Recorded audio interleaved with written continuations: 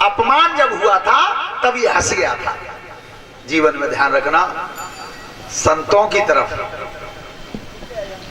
न कभी देख करके जोर से हंसना चाहिए, न कभी संतों की तरफ भौं मारनी चाहिए। वो वे दोनों ही काम करेंगे तो दोनों नतीजा मिलेगा।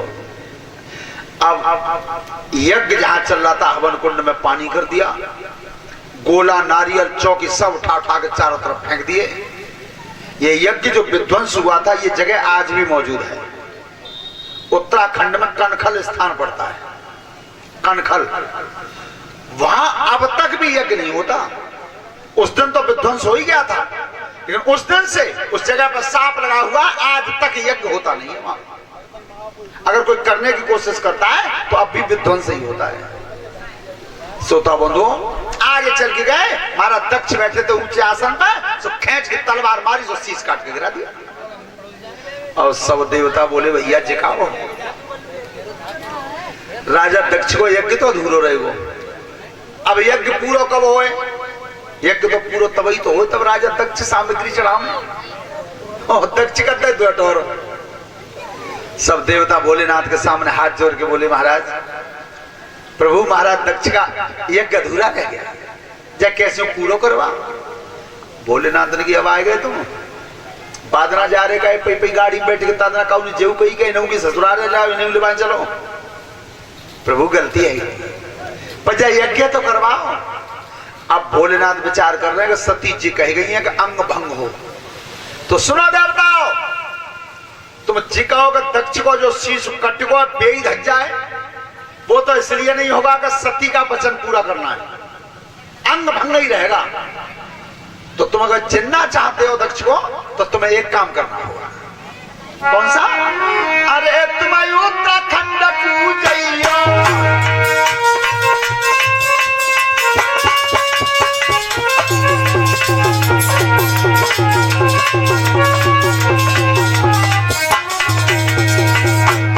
अरे तुम उत्तराखंड पूजइयो, अब पकड़ आइए ढूंढ के लइयो।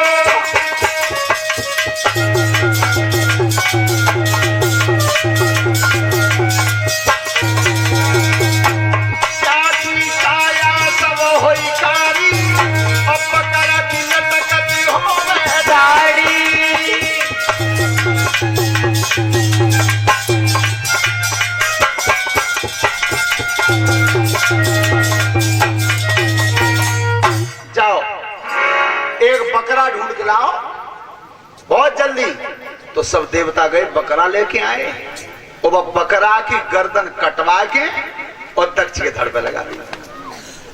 अब दक्ष खड़े तो भय, तो नीचे को तो बेही शरीर हो और ऊपर मुंह है वो बकरा को, सो भीतर तक कई वो चाहते, वो आवाज नहीं निकली जो पहले निकलती थी।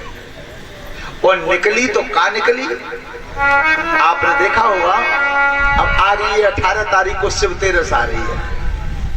अरे भैया देखियो तुम परीक्षित जी, रोड पे एक आंग और जगह खाली नहीं मिली तुम्हें। जब शिव तेरस थे एक दिन पहले तुम्हारे यही शोरों पे होकर के, और हम बदाऊं के लिए निकले, भागवत कथा थी, तो सही बता रहे हैं 1 घंटा तो काउलंग इतनी जगह न मिली कि कोई जगह पहियों गाड़ी को घूम जाते, काय के नहीं कावर के। तो जब कावड़िया कावर भरने जाते हैं तो तुमने देखियो बीच में दोहा बोल के बम बोलते हैं। वो बम सबसे पहले किसने बोली? सबसे पहली बार बोली दक्ष, उससे पहले किसी ने नहीं बोली। वो बोली का अपने बस ही बकरा को मुंह है वो उसको कुछ और लिख रही है। कैसे?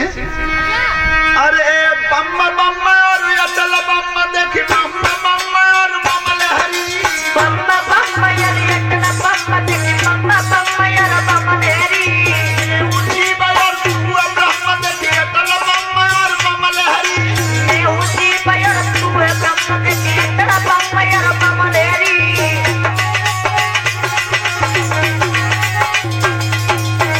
देखना शिव तेरस को, और पता है कावर भरने जाते कौन है?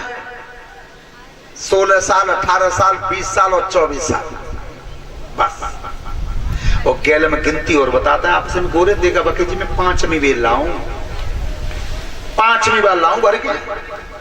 और बात नेक अलग ले जाएगा दूर सड़क पर कानम पूछोगे पाप को बांटी कह देना भरी नायबे कहता है मुंह में सब दूना है।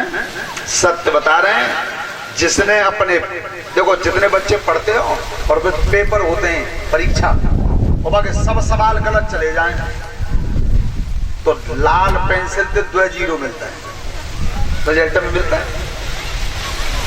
तो पिता को बाल्टी भर के नभाया नहीं, महतारी को पेट भर के भोजन खिलाया नहीं, तो कावरचा तू 21 चढ़ा दिए 2 जीरो मिलेंगे लाल पेंसिल।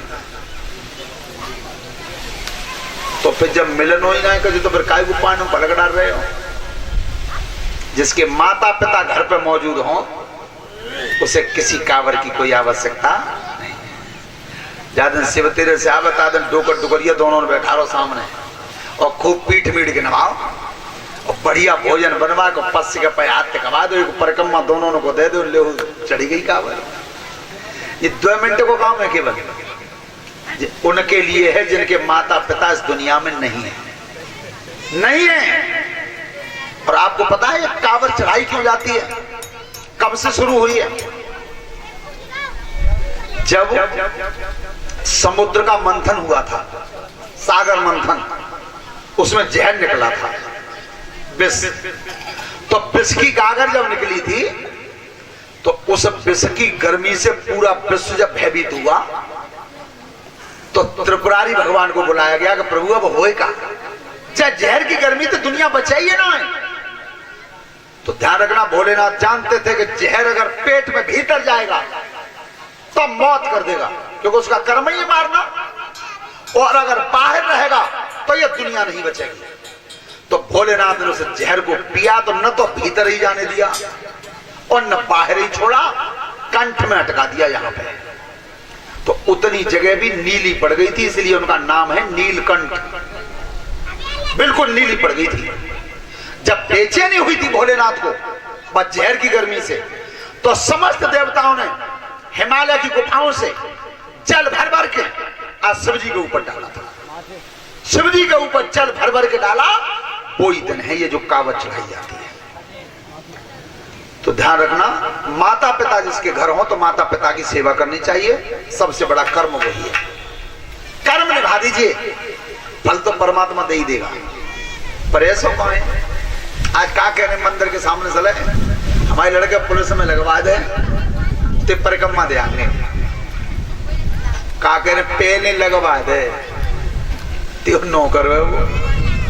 अरे भैया त्यो कर्म करवे को तू परिक्रमा दिया, भगवान को भजन कर ले, भगवान को यज्ञ करवा दे, वो लगवा तो देवे वही, पर पहले फल चाह रहे हैं। श्रोता बंधु, उस समय आज भोलेनाथ ने महाराज दक्ष को जिंदा कराया, यज्ञ संपन्न हुआ, लेकिन वो जली हुई काया जो थी सती की, वो राजा दक्ष के चौक में पड़ी हुई थी, अधजली काया थी सती की। तो आज उस सती को दोनों हाथों को उठा लिया, भोलेनाथ ने दोनों हाथों को उठाया, लेकर के चल दिया, निकल गया। न पानी पिया न भोजन खाया, वो भोलेनाथ की जटाएं पर्वतों पर खिंचती रही, एक क्षण के लिए कदम रुका नहीं। सब देवता बेचैन भये कि भोलेनाथ की हालत बिगड़ी, अगर ये जाई स्थिति में रहे तो दुनिया कैसे बचेगी, दुनिया में प्रलय आ जाएगी एकदम। तो सब देवता मिलके आज भगवान विष्णु के पास गए क्षीर सागर में। ये प्रसंग जो मैं बता रहा हूं बच्चों ने मोबाइल पे भी देखा होगा, मोबाइल पे आता है, सब कथाएं आती हैं बढ़िया बढ़िया, एक से एक अच्छे दृष्टांत आते हैं सुबह 7 बजे, पर देखता कौन है? 7 बजे को तो नंबर हुई ना है, क्यों कि रजाई के भीतर